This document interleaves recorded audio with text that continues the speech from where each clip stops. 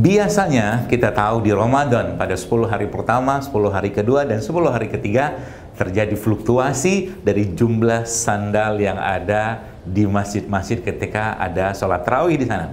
Ada apa dengan ini? Teman-teman sekalian, Bapak Ibu sekalian, kita tahu bahwa Ramadan itu bukan bulan sprint, tapi itu bulan maraton. Selama 1 bulan atau 30 hari penuh, kita diajak maraton. Maraton untuk apa? Untuk mencapai puncak atau jarak yang terjauh dari Ramadan itu, yaitu apa? Untuk meraih predikat la'allakum tattaqun. Itulah sebenarnya Ramadan. Sehingga di awal-awal ya kita tahu banyak orang semangat untuk sprint, tapi justru malah di 10 hari kedua mereka terengah-engah, ngos-ngosan. Bahkan di 10 hari terakhir mereka kembali ke aktivitas biasa mereka.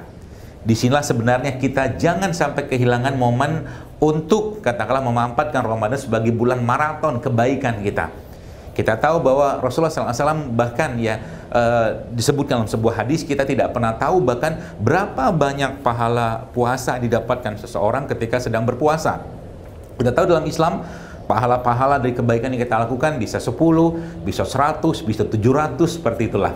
Tapi di Ramadan atau mungkin dalam puasa secara umum itu Allah mengatakan aku sendiri yang akan membalasnya. Tidak disebutkan berapa karena saking besarnya keutamaan orang-orang yang melakukan puasa. Inilah yang sebenarnya harus kita kejar di waktu Ramadan. Apakah itu ada hubungan dengan makanan-makanan dikonsumsi? Tentunya ada.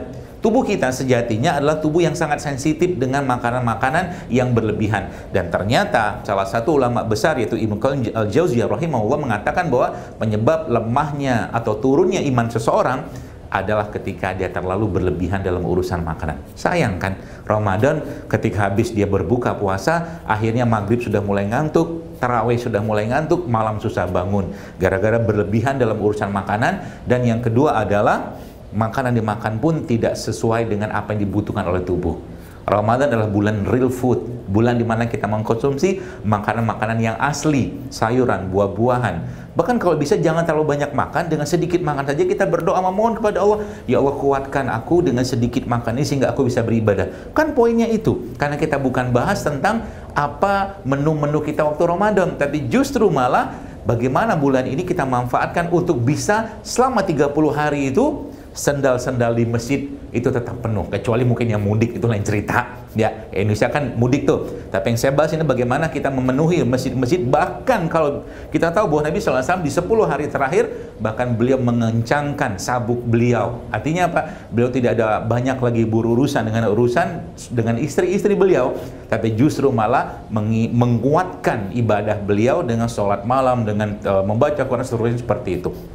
Maka mari kita jadikan momen Ramadan tahun ini untuk bagaimana menjadikan maraton ini betul-betul bisa kita nikmati.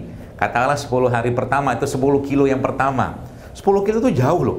Artinya kalau kita langsung sprint, pasti di 2 kilo mungkin udah kecapean.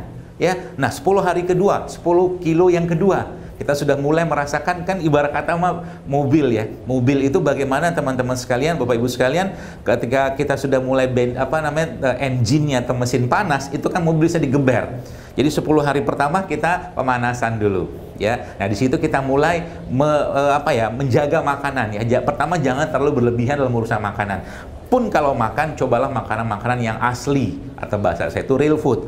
Ya, sayuran, buah-buahan, sayur, kurma seperti itu ya. Dan itu banyak sekitar kita, termasuk air kelapa. Air kelapa itu memang sehat, tapi ketika dicampur dengan sirup, ketika dicampur dengan gula, beban lagi untuk tubuh kita. Jadi pemanis-pemanis yang ada itu kita ganti dengan pemanis yang asli. Apa pemanis yang asli? Contohnya kurma, madu ya. Itu salah satu manis yang asli. Nah, itu kita bisa manfaatkan. Meskipun sebenarnya misalkan kita bicara air kelapa sudah cukup manis sebenarnya. Seperti itu ya. Nah, jadi 10 hari pertama itu sudah kita mulai persiapkan dulu dengan makanan-makanan yang bisa menguatkan kita atau bahan bakar kita untuk maraton di 10 hari kedua.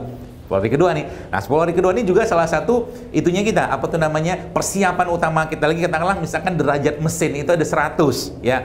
Nah, kita masuk nih pada 30% yang pertama ya, di 10 hari pertama. Jadi dipanaskan dulu mesin dengan makanan-makanan sehat ya, memperbanyak minuman ya, atau air putih seperti itu. Kemudian 10 hari yang kedua mulai menambah porsi makanan kita karena kita sudah mulai bersiap untuk 10 hari yang ketiga. Ya, jadi 10 hari yang ketiga adalah 10 hari kita untuk mencapai finish di 30 km katakanlah kalau kita menggunakan istilah kilometer di sini. Sehingga nanti 10 hari yang ketiga sudah tidak terlalu banyak lagi kita fokus dengan apa yang dimakan. Karena makanan kita adalah zikir kita, sholat kita, tilawah kita, atau sodako-sodako kita. Itulah tanda kutip makanan-makanan kita. Karena kita tahu banyak para ulama-ulama zaman dulu ada yang bisa menghabiskan waktunya di malam hari itu ketika di 10 hari terakhir wudunya mereka di waktu Isya tidak putus atau tidak batal sampai ke subuh. Ini kan Masya Allah. Oke lah, itu mereka. Kita tidak bahas mereka atau kita tidak bisa mengikuti mereka, tapi paling tidak di 10 hari terakhir ini azamnya kita adalah apa? Kita pastikan kita bisa mengikuti iktikaf karena kita persiapan 10 kilo yang terakhir. Yang pertama itu, apapun bentuknya. Kalau Anda bisa beriktikaf katakanlah 10 hari penuh, iktikaf lah. Tidak perlu katakanlah iktikaf. Ya kalau memang ada kerja sih silakan. Tapi maksud saya cobalah dalam satu hari, dalam satu kali dalam kehidupan kita pernah merasakan iktikaf 10 hari penuh di masjidnya Allah, ya. Itu. Nah, kalaupun tidak, ya 10 hari jangan sampai kehilangan momen kita untuk bermalam atau berkhalwat bersama Allah ya di waktu-waktu iktikaf tadi, meskipun nanti kalau ada yang masih kerja itu bolehlah katakanlah dia pulang untuk bekerja tadi. Tapi yang paling utama lagi dia betul-betul bermalam selama 10 hari penuh itu di masjid untuk iktikaf. Ya, dan yang paling penting, mari kita sudah tidak banyak lagi membahas makanan-makanan, minuman-minuman apa. Kalaupun ada secukupnya saja, yang sehat-sehat saja di maraton kita yang terakhir. Anda pernah lihat, misalkan gini, Anda lihat orang maraton kan, ketika mereka lagi lari itu, teman-teman sekalian, apa ada itu yang ngasih gorengan? Gak ada. Waktu yang orang-orang lagi maraton itu kan dikasih air putih, iya kan?